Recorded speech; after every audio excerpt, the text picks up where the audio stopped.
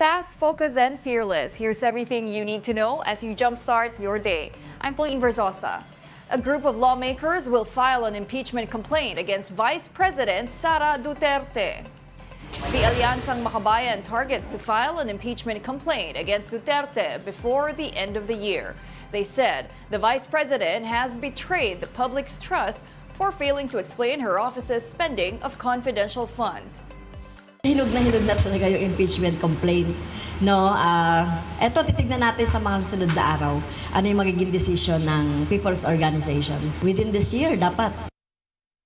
Now, this plan comes after Duterte's recent threats against President Bongbong Marcos, First Lady Liza Araneta Marcos, and House Speaker Martin Romualdez. The Vice President claimed that she already contacted someone to assassinate the three in case she gets killed. Former Integrated Bar of the Philippines President Igon Cayosa said Duterte can be disbarred because of these statements. He also said that Duterte can face an attempted murder case because of her recent threats against the Marcoses and Romualdez. Pag inimbestigahan yan ng DOJ, it might fall as attempted murder. Kasi yung pagpatay naman, murder, kasalanan yan. Bilang mga abogado, she opened herself to charges of unethical conduct and becoming of a lawyer. Supporters of Vice President Sara Duterte went and stayed outside of the Veterans Memorial Medical Center over the weekend. They said this is their way to protect the Vice President against any threats and to show solidarity with her Chief of Staff, Attorney Zuleika Lopez. She is currently in the hospital after falling ill while being detained in the House of Representatives. Senator Bato de la Rosa also joined Duterte in monitoring Lopez at the Veterans Memorial Medical Center. The senator defended the vice president's threat against the first couple and House Speaker Martin Romualdez. As I have said, may kondisyon yung pagkasabi niya, di ba? Kung siya ay papatayin, ipapatay rin daw niya. Di ba?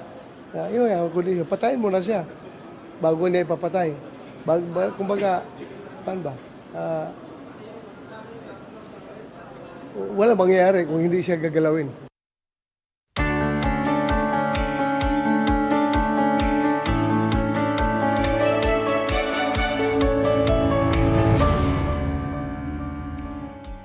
The suspect behind the massacre of two Filipino-American siblings and their partners in California was arrested. Authorities nabbed 19-year-old Miguel Sandoval for the alleged murder of Janvi Maquindang, Cristina Caa, Edwin Garcia, and Matthew Montebello. The suspect's motive has yet to be determined.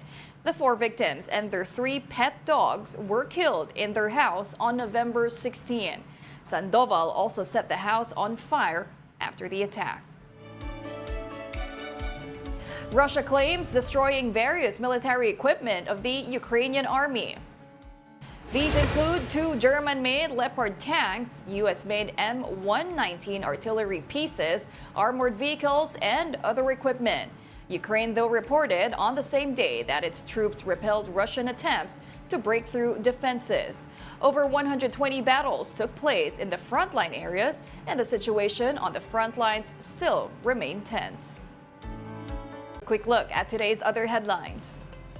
In the Philippine Star, the Agriculture Department has allowed the importation of 25,000 metric tons of frozen fish and aquatic products. Secretary Francisco Tiu Laurel Jr. says this is necessary to curb inflation, ensure food security, and diversify food choice. And in business world, state spending on infrastructure went up by 16.9% in September, fueled by disbursements for finished transport projects. Spending on infrastructure and other capital outlays rose to 137 billion pesos from 117 billion in the same month last year. Nagkalat ngayon online ang pagbebenta ng mga peking PWD ID para makakuha ng discount sa mga kainan. Kaya mga restaurant owners, umaalma na. Para bigyan ng mukha ang balita, Mobile Journal, Mary Mon Reyes. Mahalaga ang mga ID hindi lang para sa identification, kundi para rin sa mga pribilehiyong kakibat nito. Pero merong mga nandaraya sa sistema para makakuha nito, katulad na lang sa PWD IDs. Umaabot sa 30 customer pataas ang sinaserve ng maliit na cafe na ito sa Mandaluyong kada araw. Sa mga ito, nasa 3 hanggang 5 ang nagpapakita ng kanilang PWD ID. Walang kaso ito sa cafe dahil nakasaad ito sa batas at advokasya rin nilang kilalanin ang pribilehyo na makukuha ng mga PWD ID holders. Yun nga lang, meron palang nandadaya gamit ito. Mismong may-ari ng kapehan na alok daw ng serbisyong gagawan siya ng peking PWD ID kahit walang sakit o disability. I have been offered, not just once, a couple of times, to buy fake PWD IDs for a very cheap price. And naiisip ko na lang, grabe, you're willing to harm the person's business na pinaghirapan just to get this small discount. Pakapala na rin ng mukha ang mga nagbebenta ng peking PWD IDs dahil ultimo online marketplaces. Meron! Sa ngayon, mahirap daw ma-authenticate ang totoong PWD ID dahil bukod sa iba-iba ang itsura depende sa LGU na pagkukuhanan, matrabaho rin ang pagsilip isa-isa sa mga records ng DOH Philippine Registry for Persons with Disabilities. Kaya suwestyon ng National Council on Disability Affairs. Gagawin pa rin sa mga LGU ang application ng PWD ID pero ang issuance nito ay manggagaling na sa iisang otoridad para pare-pareho na lamang din ang disenyo. Meron po tayong pending bill po sa lower house regarding unang-una po yung validity of the ID. Pero isinama na nga po namin dito sana yung universal design ng ID. May safety feature po ito. Ito na po yung magagandang ID natin na mahirap na po na i-fake, like having a hologram. And then meron din pong microchips po. Habang wala pa ito, hirit ng restaurant at cafes, makonsensya ang mga nagbebenta at gumagamit ng peking ID. Ang benefit po nito ay karga po ng ating mga restaurants, ng mga negosyo. Kaya sana po naman maintindihan ng ating general public, malaki pong kahamakan to sa ating ekonomiya. In-honor naman talaga dapat yan, without any doubt. If they show a card, you really have to honor it because they deserve it. But then, nowadays, parang very hesitant talaga because of the rampant issue of fake PWD IDs. Ang sinungaling, kapatid daw ng magnanakaw. Kaya ang panlalamang sa kapwa ng ilan, baka maging kapalit ang benepisyong para sana sa sektor na tunay na nangangailangan nito.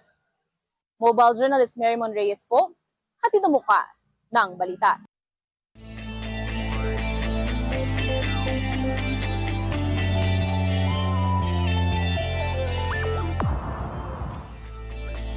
Gilas Pilipinas has booked their ticket to the FIBA Asia Cup after defeating Hong Kong in the qualifiers 93-54. Our national team swept the second window of the qualifying round with a 4-0 win-loss card. The game was initially close, with Hong Kong even leading before halftime.